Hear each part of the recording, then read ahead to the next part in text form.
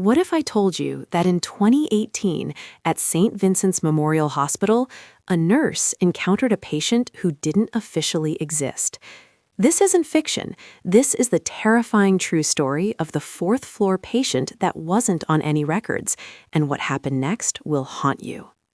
Right now, as hospitals worldwide face unprecedented challenges, stories like this remind us that some mysteries defy medical explanation. The nurse who shared this account, we'll call her Sarah, worked the night shift for 3 years before encountering something that made her question everything she knew about reality. And here's why this matters. What she experienced wasn't just a ghost story, it was a systematic breakdown of hospital protocol that should have been impossible.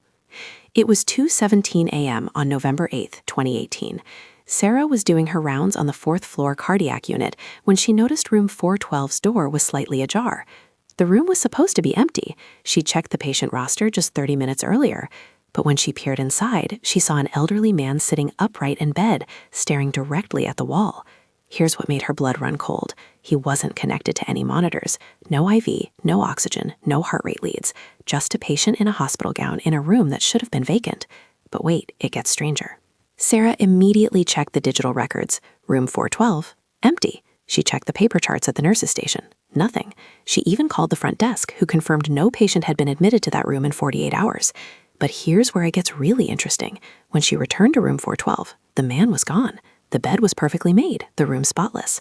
For a moment, she thought she'd imagined it, but then she noticed something on the bedside table, a glass of water, half empty, with condensation still dripping down the sides. Someone had been there, and this is where the story takes a terrifying turn. Over the next 2 weeks, 3 different nurses reported seeing the same man in room 412, always between 2 a.m. and 3 a.m., always sitting up in bed, never on any monitors. The hospital administration dismissed it as night shift fatigue until the security footage review. On November 22nd, the head of security pulled Sarah into his office and showed her something that made her question reality. The cameras showed her entering room 412, but showed no one inside. The bed appeared empty on camera, even as she stood in the room with the patient. But here's the most chilling part. The footage showed her having a conversation with thin air. This is where the story gets truly mind-blowing. A veteran nurse who'd worked at St. Vincent's for 35 years remembered something. She pulled the physical archives, the old paper records that hadn't been digitized, and there it was. On November 8, 1978, exactly 40 years earlier, a patient named Arthur Milligan had died in room 412 at 2:45 a.m. The cause of death? Cardiac arrest. The record showed he'd been sitting up in bed when it happened, staring at the wall. But here's what will make your skin crawl. The description matched perfectly. Elderly man, same distinctive birthmark on his left temple, same hospital gown. But wait, we haven't gotten to the most shocking revelation yet.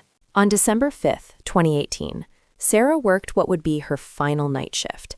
At 2:45 a.m. exactly, the time Arthur Milligan had died 40 years earlier, she felt compelled to check room 412. The door was ajar again. Inside, the man was back.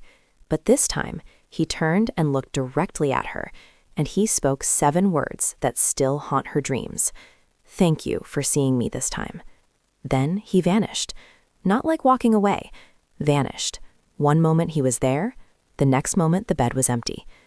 The hospital permanently sealed room 412 the next day. But here's the most terrifying part. Maintenance workers reported that for months afterward, at exactly 2:45 a.m., the heart monitor in that room would turn on by itself and flatline. So what do you think? Was this a glitch in reality? A ghost trapped in a moment of trauma? Or something even stranger that we can't explain? Sarah left nursing after that night. She still won't go near hospitals after dark. If this story chilled you to the bone, imagine what other true horrors are waiting in the shadows. Hit subscribe and turn on notifications, because next week we're diving into another terrifying true story. The security guard who patrolled a building that didn't exist. Trust me, you won't want to miss it.